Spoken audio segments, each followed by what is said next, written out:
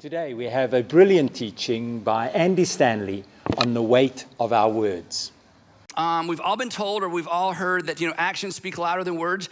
And when it comes to first-time acquaintances or for those neighbors that first, they move in, that's probably true. That, you got to watch what they do because anybody can say whatever they need to say to get in good with you. So actions do speak louder than words.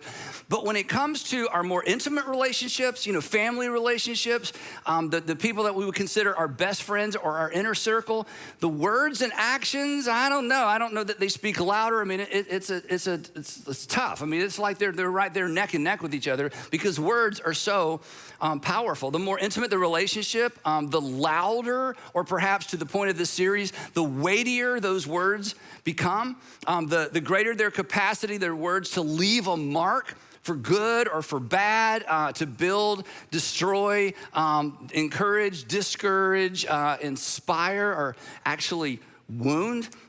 Words in those relationships are powerful, and to underscore just how powerful words are in those, those closer relationships, even, this is amazing to me, even words left unsaid, unsaid words, this is amazing, unsaid words, unsaid phrases have the potential to impact the trajectory of a person's life.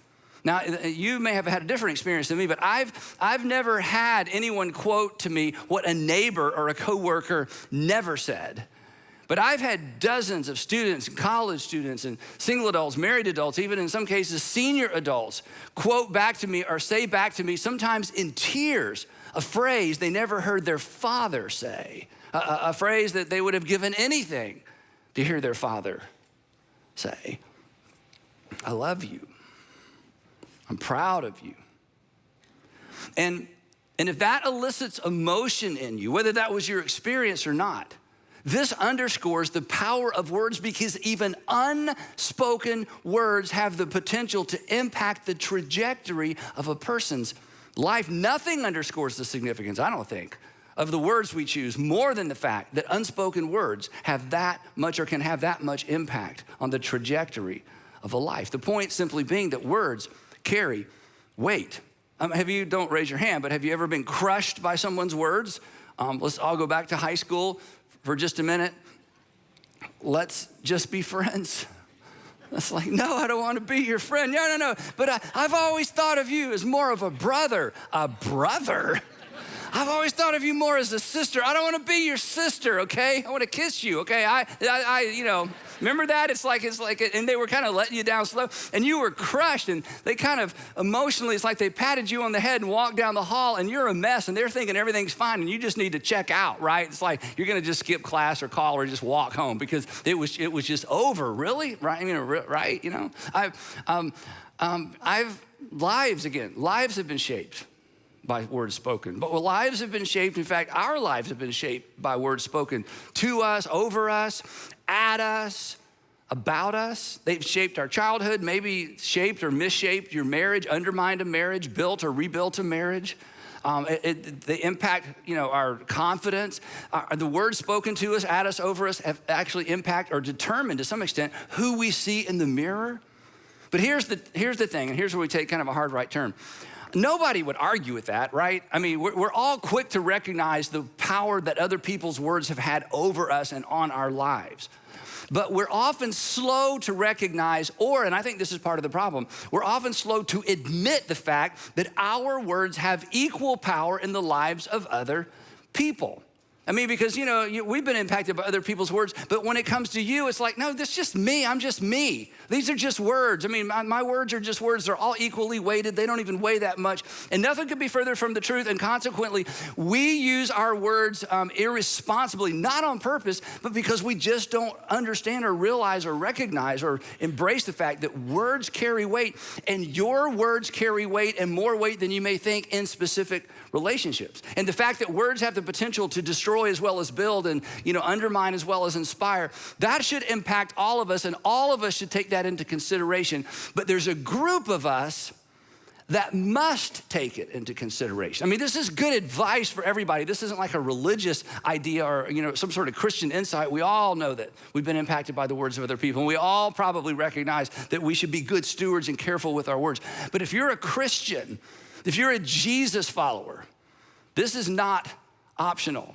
So here's the Apostle Paul's words. This is his way of saying what I tried to say. Here's what he writes. He says, follow God's example, therefore, as dearly loved children. And then the music changes, violins, and walk in the way of love. And walk in the way of love. I mean, this just seems so gentle and so soft and so Christian-esque, so romantic, right? So passive, but it's not at all. This, the way of love, and if you follow Jesus through the Gospels, it becomes evident. The way of love is bold, it's intentional, sometimes it's offensive, it's always sacrificial, it always has the other person in mind, the person on the other side of you. The way of love is attention-getting. In the first century, it is what stopped people in the Roman Empire and asked, what is up with these Christians?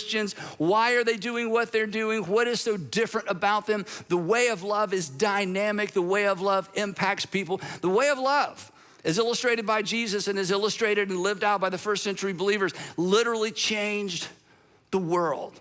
This is why I come back to this over and over and over with us. Remember this. We get to choose, or you get to choose whether or not you follow Jesus. We get to choose whether or not we choose to follow Jesus. We do not get to choose. We do not get to choose what it looks like, reacts like, or sounds like. That has been prescribed to us. We don't get to define love and the way of love the way we want to define it because it is already defined for us. Jesus prescribed it and he modeled it for us. So here's Paul's words. He says, walk in the way of love, just as, in other words, we don't get to make it up. We don't get to define it for ourselves. Walk in the way of love, just as Christ loved us. This is his new covenant command. You are to love one another the way I have loved you. And when he said that to them, you know this, the next day he put on a demonstration of love that took his breath away, took his life away, took your sin away. That's the dynamic. That's the power. That's the thing that launched the movement that ultimately would change the world. And he says, let me define it for you, just as Christ loved us. And here's what it looks like, this love. And gave himself up for us. If you want to know what the way of love looks like, acts like, and sounds like, again, you just follow Jesus through the Gospels. And it's there over and over and over. So what the Apostle Paul does now is he takes this idea, sort of this overarching idea, and he applies it specifically to the words we choose and the words we use. This is what the way of love sounds like. This is what the Jesus way sounds like. Here's what he says, and maybe you're familiar with this passage. We've talked about it before a few years ago, and this is something that my parents had us, my sister and I, memorize when we were kids, which was a good idea. Here's what he says. He says, do not, this is Paul again, do not let any unwholesome word, and unwholesome in the first century basically meant stinky, distasteful. It was used of rotting fish. Don't let any stinky, distasteful, offensive word, don't let any unwholesome word come out of your mouths. In other words, he says, I want you to view your mouth as a gate. And when the stinky and hateful and offensive words storm the gate and rush the gate, don't let them through. You're the gatekeeper, don't let them through. Now, we could, if I hadn't studied so hard for today and prepared so hard, we could just stop the sermon right here. Don't get any ideas, okay? We could just stop right here and say, go home and work on that. And if you went home and worked on that, there would be some people, the people close to you would be so glad you're working on it. They're so glad you're hearing this. In fact, you're listening because somebody sent this to you later. It's like, hey, I just ran across this thing. I think you should listen to it 2 or 3 times, right? Because, come on, we all struggle with this. Because your mouth is a gate and you're not a very good gatekeeper. And I know how you excuse this. I mean, we're all the same. We all use the same excuses. Well, I was just being honest. I was just being honest. So let me just, this has nothing to do with the sermon. A little sidebar comment on honesty. Honesty is saying what is true. Honesty is making sure that what you say is true. Honesty is not saying everything that's true. It's a big difference. Honesty is making sure that what you say is true, but honesty is not saying everything that is true. If you say everything that is true, you will have no friends. If you just go around making observations out loud, you will have no friends. You will have no job. You will have no life. So honesty is not just walking around saying everything. So when you hear yourself excusing your distasteful words, well, I was just being honest, you just remember you weren't being honest. You were being a jerk, okay? So it's different. So that's the point. So we could stop there, and if we did, somebody would be glad you did, but glad we did. But we're not going to stop there. That's the negative. That's the negative. Let no unwholesome word proceed out of your mouth. And then he turns the page and says, let me give you the way forward. But only, this is so important, but only. Now, if you're not a Christian, not a Jesus follower, all this is optional. I don't have any authority. I don't have any business telling you how to live your life. I get that. So if you're like, who are you? I'm nobody. I'm just. But if you're a Christian, if you're a Jesus follower, but only means but only, as in the only ones. He's saying, but only. In other words, be selective. When you think about the words that come out of your mouth, be selective. Clear plastic purses only and no backpacks, okay? We're not letting you sneak anything out of here, but only words, this is amazing, that are good for building others up according to their needs. Now, again, when you just read that, you think, that's so soft. That's so unproductive. Can you raise children that way? Can you do performance reviews at work that way? Hey, would you mind coming to work occasionally? I don't want to be too hard on you. And maybe showing up on time and can you be a teacher in grade? Can you do this? And the answer is yes, because this is important. Paul's point was not be nice. His point is this: use your words to build others up. That's the point. Your words should build others up. Words are like building material. And when you leave the construction site, that is when you leave the conversation, the positive conversation, the not so positive conversation, the things that you should say more of and you finally started saying more of them, the things that you don't want to say because it hurts feelings, but they need to be said. Whenever you leave the construction site, Paul says, the person on the other side of you should be built up. They should be better for it. But, and this is where it starts to break down for me, to be honest. But in order for that to happen, for my words to build you, for my words to ensure that the person on the other side of me is built up by my words, it means I have to be a student. It means I have to pay attention to that person. It means I have to understand that person. It means I have to play into what I understand about that person. And that takes patience. That takes work. That takes, as James said, be quick to listen and slow to speak. Because Paul says the goal is to choose words and to tailor words, look at this, to their needs. Now again, this is where I struggle, and I'll tell you why. And maybe it's just me, but I'm just gonna confess this on the screen. I'm confident that what they need to hear is what I need to say. I just feel like because I have so much energy around what I need to say, that must be what they need to hear. And this is when I always have to apologize, especially as a parent. How many times as a parent, you can relate to this. You go upstairs or you go to your child's room and you say what needs to be said, and then 20 minutes later, you're up there apologizing. And you're like, why am I apologizing? I said, because you didn't say what they needed to hear the way they needed to hear it. You said what you needed to say the way you needed to say it. Well, Paul's going, come on, grow up, be mature, guard that mouth, put a gatekeeper on that mouth. You need to make sure that whatever comes out, it builds them up according to what they need. And the reason I'm confident that they need to hear what I have to say is because I feel so much better after I've said it. Just being honest, right? I don't understand why they don't feel better. The truth is, and I'm judging you a little bit, but I'm judging myself as well. Most of us, maybe you're the exception, most of us are more dialed into what we need to say than what others need to hear. Sometimes we hesitate, if we're honest, sometimes we hesitate to say what they need to hear. Sometimes we hesitate to say what they need to hear because it's uncomfortable for us, and all of a sudden it's about us again.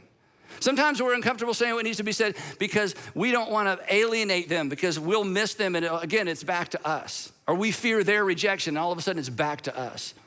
And before long, we're back to tailoring our words to what suits us and our need in the moment. I select my words with me in mind. This is why, listen. This is why this is baked into following Jesus. Because Christianity is an others first life orientation. Christianity is an others first life orientation, which means everything about my life, And again, it is so easy to stand up here and say this with a microphone, okay?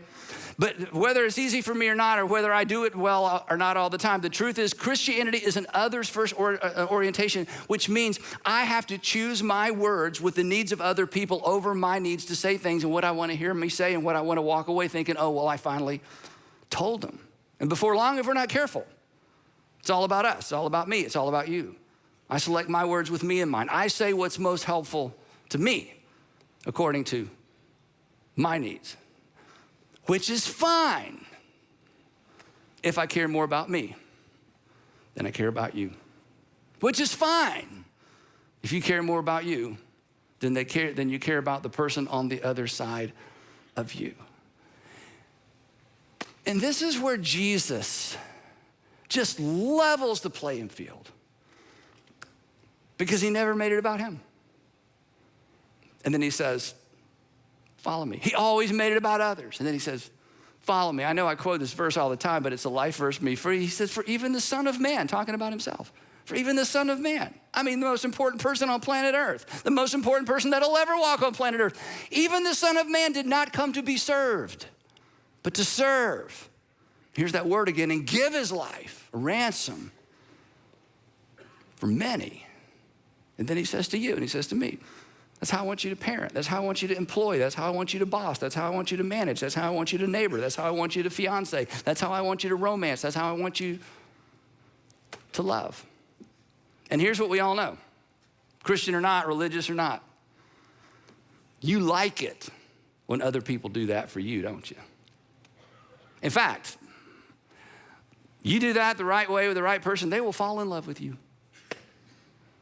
Because when I know that I'm being heard and I'm understood, and when people are saying to me what I need to hear, even the hard stuff or even the stuff that's not so hard, but I feel like, wow, they really have my best interest in mind, we lean in. As many of us leaned in to the words of our Heavenly Father spoken through the Gospels and through the apostles. That's why we began to love our Heavenly Father and trust him. Paul concludes, he says this, but only words that are good for building others up according to their needs. That, and now he gives us the finish line, the win, the purpose, or the result. Here it is, that, here's the end. Here's how you know if you did it right. Here's how I know if I did it right. That it may benefit those who listen. In other words, our words should be beneficial. Whether they are received as beneficial or not, they should be beneficial. Either immediately it's recognized or later she comes back around or he comes back around and says, okay, I was so mad at you when you told me that, but I realize now that was hard for you to say and you said it anyway and thank you. It leaves the other person better off, built up. And that way our words should be a gift. Now, as you know, there's a right way to say hard things. And we all need to hear hard things. We all need at times to say hard things. But here's the thing, and we're gonna move on. People know, come on, and you know people know because you know. People know when we're saying hard things with us in mind or them in mind. People know when we're saying hard things for our benefit or for their benefit. Which means when it comes to the words we choose, intent is as important as content.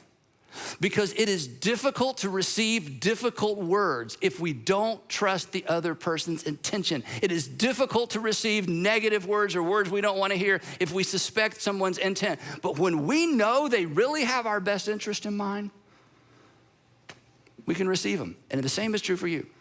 When you've been able to communicate to the person on the other side of you, I really have your best interest in mind, and they are sure of that, of course, they're receptive. And as Jesus followers, because we have been called to be in one another's lives and to encourage one another daily, it's so important for us to get this right. So, words are not equally weighted. Nobody's gonna write down what I'm about to say next because we all know this, but for some reason we forget it. Negative words weigh way more than positive words. Let's just say this out loud together. Ready? All of us, all the campuses, if you're watching online, negative words weigh than. One more time, I want us to emphasize weigh, okay? Negative words weigh way more than positive words, right? Now, depending on the study you look at, and all kind of studies have been done on this, the experts tell us that you need 5 to 9 positives to counterbalance 1 negative.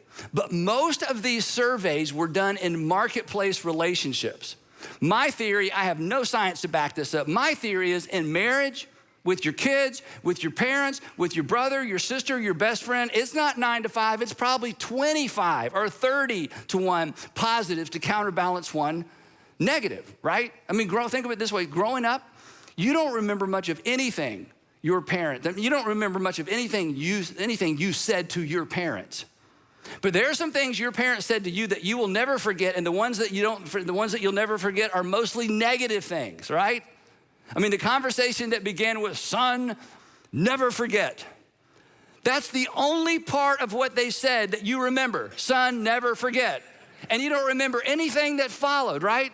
But the negatives, the critical, the cynical, the comparison, those arrows stuck. They were barbed. They created wounds that maybe followed you for the rest of your life. Every time you look in the mirror, you see that thing your mom or dad said about you or your sister said about you. Nobody else notices this, but it's all you can notice because they just said it so many times. Because words aren't equally weighted, but words weigh a lot. It's imperative that we load up, that we load up on the positive and constructive, the positive and the constructive. Now, real quick, if you're a manager or you have employees that report to you, maybe you run a franchise or maybe you run the company. If you're a parent or a grandparent, listen, this is so important. The positive to negative ratio and loading up on the positive and way overdoing the positive, that's what ensures that constructive criticism has its intended result. That what you wanted to be received is received. What you wanted acted on is actually acted on. It's what ensures that negative comments have result or positive change or result in positive change. Now here's where this lands with some of you. I'm gonna press in a little hard. Dads, if you're a man of few words, I have a feeling if you're a man of few words, the negatives come more easily than the positives. That's just kind of how it goes. You don't say a lot of positive things, you're just not that verbal. But I mean, if something goes wrong, I mean, you're on it. And in your mind, I'm just telling you the truth. I'm just being honest. So look up here. If you want your correction, and I'm not trying to be cute with the rhyme, it just happens to rhyme. If you want your correction to impact your children's direction, you've got to adjust your ratio. You don't quit saying the hard things, you don't quit correcting, but you've got to balance, and it's not 1 to 1 or 5 to 1 or 10 to 1. With a dad, maybe it's 50 to 1. I mean, look, you're familiar with the idea of portion control, right? Well, this is proportion control. And both require self-control. Sarcasm will not make your children tougher. Sarcasm will make it tougher for you to connect with your adult kids. I promise you. Eradicate it. It doesn't accomplish anything. And load up on the positives. Even if it's uncomfortable. Look up here. Even if it's uncomfortable because it's not about you. You're a Christian and you're a parent. You're a grandparent. It's about him. It's about her. It makes it tough to connect with our children if we don't get the ratio right. Bottom line, words, they're not equally weighted. Words are not equally weighted. Negatives weigh way more. Negatives are necessary, but they bounce and they wound if they aren't the exception. We've been told, you've heard this, right? We've been told that it's possible to have too much of a good thing. You've heard that before. It's possible to have too much of a good thing. When I hear that, nothing ever comes to mind. Like, can't think of anything that's too, of a good thing, right?